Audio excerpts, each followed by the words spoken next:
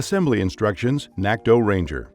Tools included: screwdriver, Phillips and slotted 2-in-1, double open-end wrench 13 and 15 mm, Allen wrench 3, 4, and 5 mm.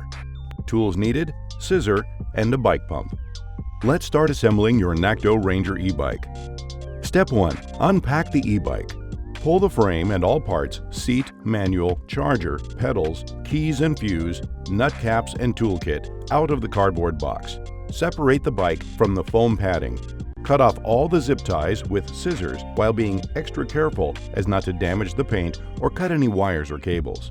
Notice, keep the spare fuse in a safe place. It is not used for assembly and will be used for the replacement if the original fuse were damaged.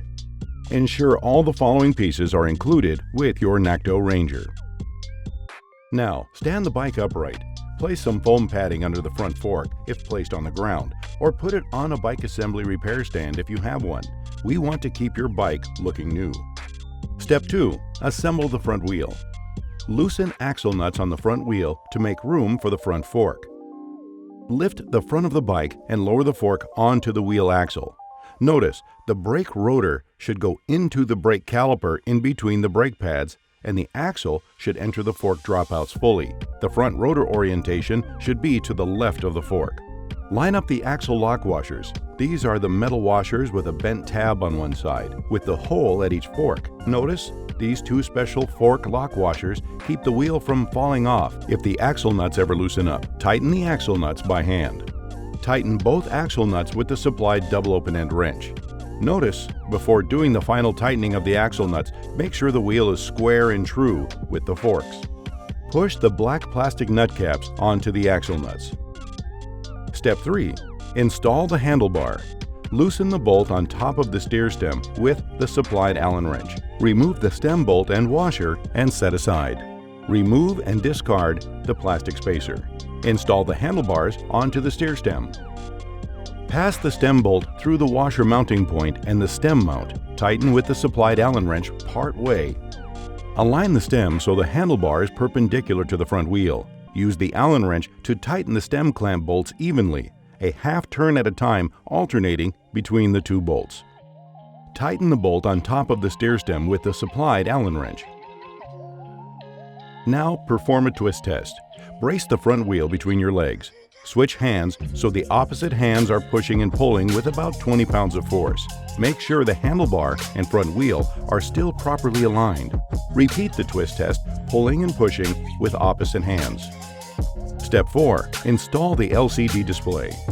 Loosen the bolts on the LCD display clamp with the supplied Allen wrench and set aside. Remove the spacer. Clamp the LCD display onto the handlebar and align it with the stem. Notice the stem will go in between the two LCD display clamps. Tilt the LCD display to the optimal position and tighten the bolts. Step 5. Adjust the front brake system. Notice, the adjustment of the front brake system is not so easy. The following steps are only a general guide to assist in the adjustment of the front brake system. Consult a certified, reputable bike mechanic to assist with it. The end goal is a caliper that is parallel to the rotor with an even gap 2 to 3 millimeters on each side and an adequate lever feel. Before adjusting the front brake system, make sure the axle nuts in Step 1 have been tightened. Alignment procedure of the front brake. Notice, usually, all bikes' rear brakes were adjusted in the good condition at the factory. If not, alignment procedures are the same for the front and the rear brakes. The end goal here is to keep 2 to 3 millimeters clearance on either side of the disc brake rotor, so that the pads do not rub on the rotor when they are not applied. On the front disc brake caliper, there are 2 bolts mounting it to the front fork. Loosen the mounting bolts until the caliper body is able to freely move side to side. Then squeeze the brake lever. This centers the caliper body over the rotor. While holding the lever, tighten the bolts. Release the brake lever, spin the wheel, and check for pad rub. If there is no rubbing, the pads are aligned. Secure the mounting bolts to full torque and your work is complete. If the pads are still rubbing, we need to do some fine-tuning. Loosen one bolt at a time and adjust until there is a gap on either side of the rotor. Once the pads are not rubbing, fully secure each mounting bolt and the process is complete.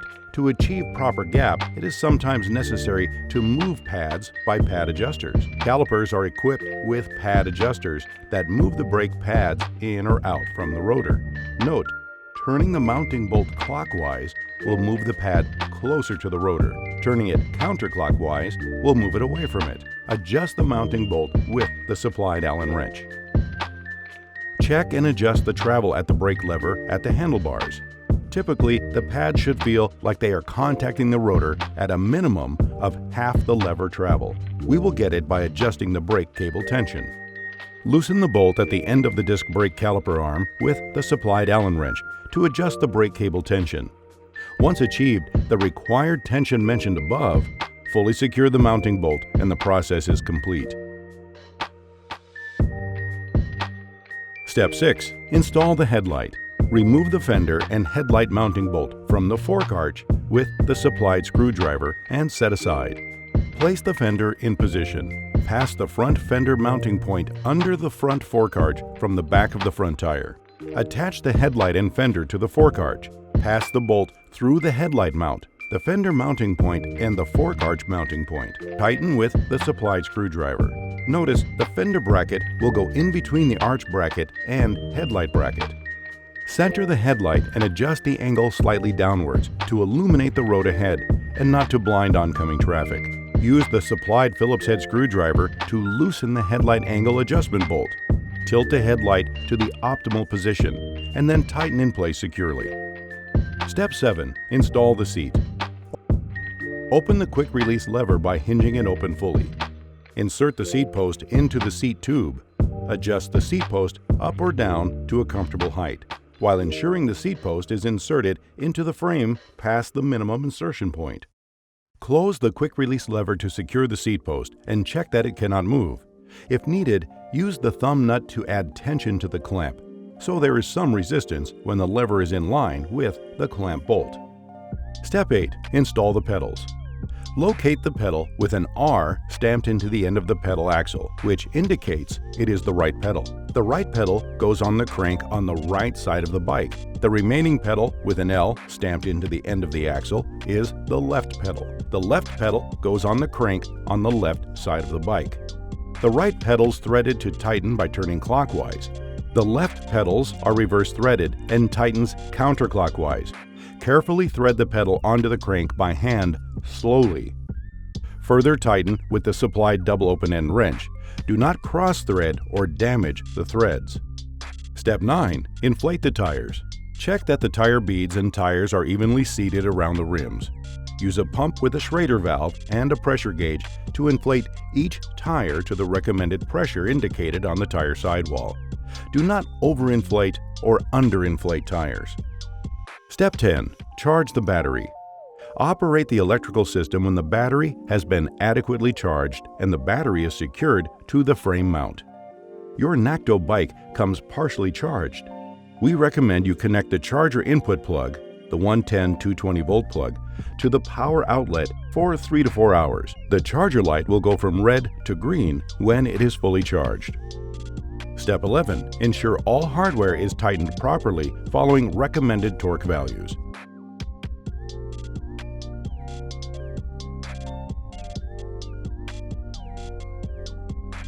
Step 12. Register the warranty card with us ASAP. Notice, keep proof of purchase in a safe place. Keep packing and the box for at least 2 weeks from the date of purchase, as we do not provide a box for returns if needed. Have fun and be safe.